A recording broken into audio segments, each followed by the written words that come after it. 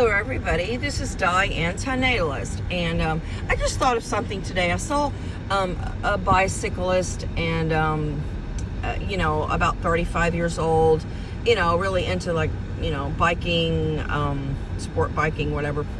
And I just thought of a term today that I'm going to coin, and it's called the silent child-free or antinatalist person. And I could just almost read on his face like the disgust when he saw all these families at Presque, and there's a family there carrying a baby in that little trailer thing, behind the bike the mom is carrying, and all the children and stuff.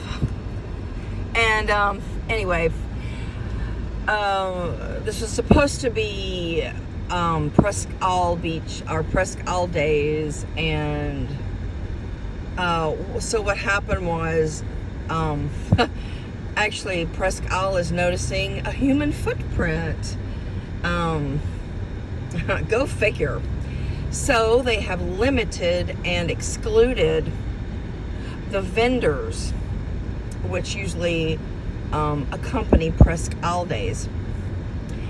And so there is a lot less people, maybe a third or a half less people. But nevertheless, there are families galore. And the concession area and the bathrooms are just full of families.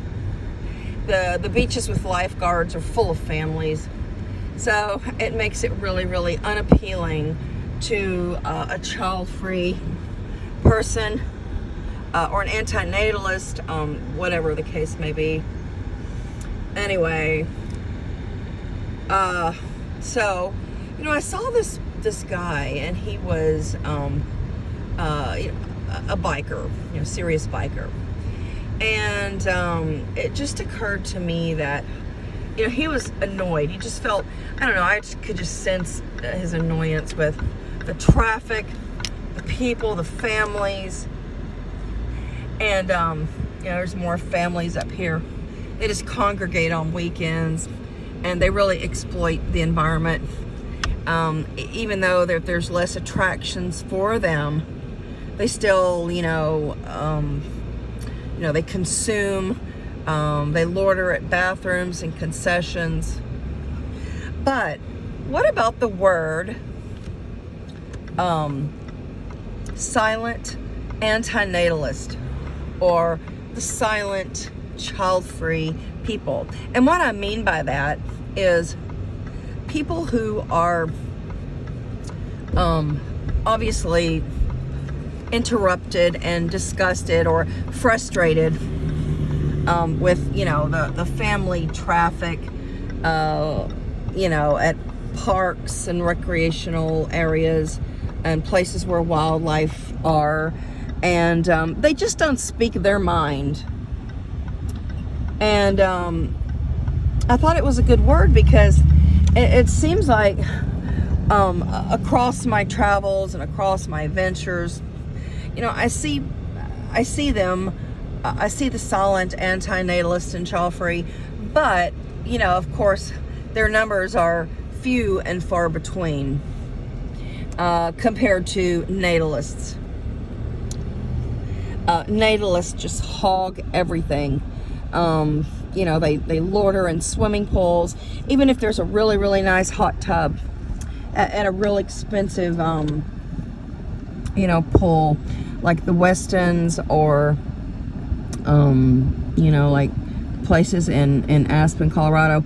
There's on a busy weekend or July 4th or something, you're gonna be guaranteed to see a family and at a pool, and they probably have inflatables with them, and the kids are probably splashing, and a mom will probably bring a baby. I don't care what they say. If there's diapers that are supposed to be waterproof or whatever, leak proof, I don't believe it. I don't want to see a baby in a pool. If they're not housebroken, I don't want them in my pool. But families ruin the environment for the child-free sect, the antinatalist elite. And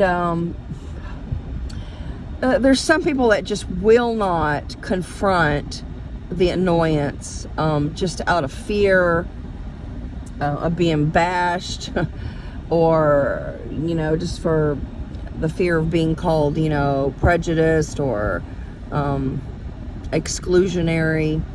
But there's certainly a large number of silent, child-free, and antinatalists around. They are just not speaking their mind. They're disgruntled. They don't have kids. They don't have the impact on the environment and on roadways and parks and beaches, but they have to put up with natalist garbage, noise, pollution, traffic, long lines. So I'm going to start using that term, the silent child-free, because they are around. And just because you're not vocal does not mean that you are not irritated by what you see in the world. And that goes for people who smoke, that goes for people who litter, that goes for people who reproduce. There is a silent group of people who just will not come forward, nor will they make complaints. Some people actually feel, stifled from making complaints. And maybe because their own family shut them up or retarded them from giving their opinion. So they were shut down, and they were silenced. They were silenced at home. I wasn't silenced at home, but I'm sure my opinion when I was growing up was not really welcomed.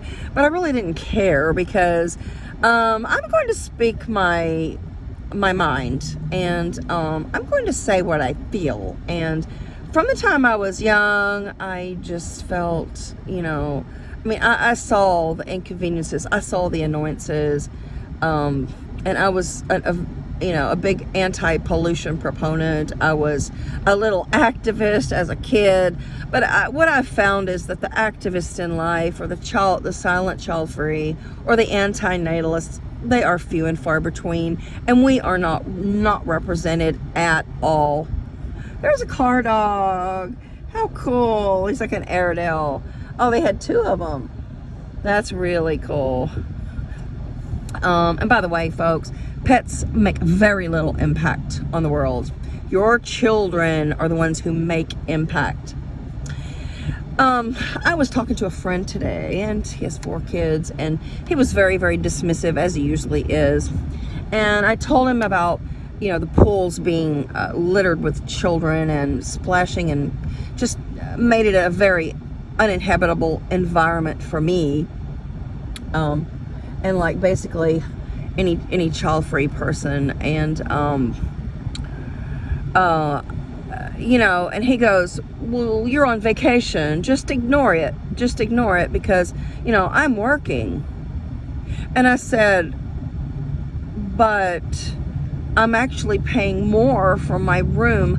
If I'm one person paying for a $300 room, and a family of 5 or 6 or whatever is staying in the same room in the hotel, I am paying a disproportionate amount for my stay, and they are getting a break. I am subsidizing and supplementing that family, because they are using more towels, they are consuming more water, they are making more noise, using more services like the pool or the playground, or whatever services apply to children. And so his response to that, I thought, was really belittling and condescending. He goes, call 911. And, I thought it was very, very dismissive and insensitive. I mean, he's got 4 children, so, and no doubt along the way he's collected some kinds of assistance, medical assistance, or some sort of government assistance. And he told me, he says, well, why don't you complain to the government? I said, I am the government. I am a person. My family, my household is tax paying, very heavily tax paying. We're supplementing schools and school buses, and I get no tax credits. I got no child credits. I get no free money. Who's there to complain to? I am a minority, an extreme minority. I am not catered to. I am not represented. So, even you child-free people, you should be angered. You should be mad and disgusted at the system because you are not represented. Just because you don't open your mouth to, quote, complain, unquote, doesn't mean that you're not angry. You're holding it all in. You're suppressing your anger. And your blood pressure is probably really high. There's another car dog. Because people who suppress anger or complaints, or they don't feel that they can voice their concerns, they're oppressed and suppressed. And here's a saying that I've heard once. It says, silence is the loudest scream. So people who are silent and quiet and non-conversive, or people who hold things in, bottled up, if you will, they're unhealthy. And they are screaming inside. So that's for you silent, child-free people out there, and people who don't support people like me, or, Matt, or Dana, or Amanda, or Amendum, or Sean. When you don't support us, who are advocates for antinatalism and child-free environments, and advocates for the environment, you're basically screwing yourself. But if you're anyway connected to the child-free and antinatalist movement, you should support us, and you can support us silently. You can also write letters. You can, use a fake account and support us through our Facebook accounts or groups, and our YouTube channels. There's silent ways to support us. You can check that like button. You can share our content, but to disregard or to shun our content as if we're the annoying person, or as if we're the discriminatory person, is very wrong. And so, no, you silent people, you probably piss me off more than anybody. And we have to stick our necks out because we are an extreme minority.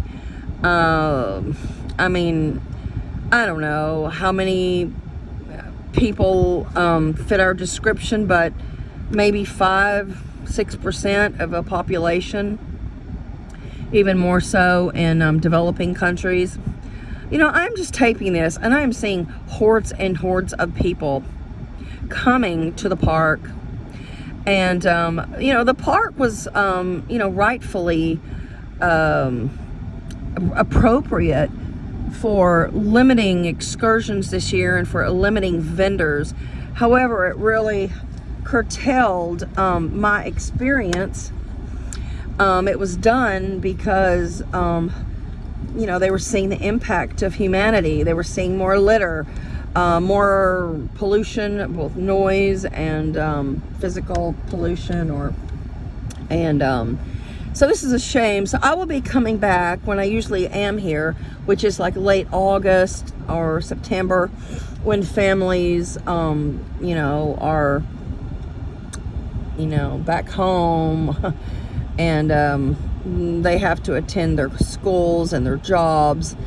And teachers have the summer off, so that's another huge impact. There's a lot of teachers around. They get summers off, so they have a lot more freedom and they travel more. It's not like, the rest of us who, put in our 8 hours a day, 40, 50, 60 hours a week, during our working years, approaching retirement age here. But anyway, a lot of people have a lot of free time. And the impact on the environment, on people with, free time and, free money to spend. I don't mean free money. Well, maybe I do. A lot of people, get paid for not working, whether they're government employees or teachers, superintendents. They have very ample perks. In fact, I wish I had become one. Yeah, it was a regret that I wasn't smarter when I was young. I should have been a teacher or a government employee. But anyway, so that's my spiel for today. The silent child free. Thank you for watching.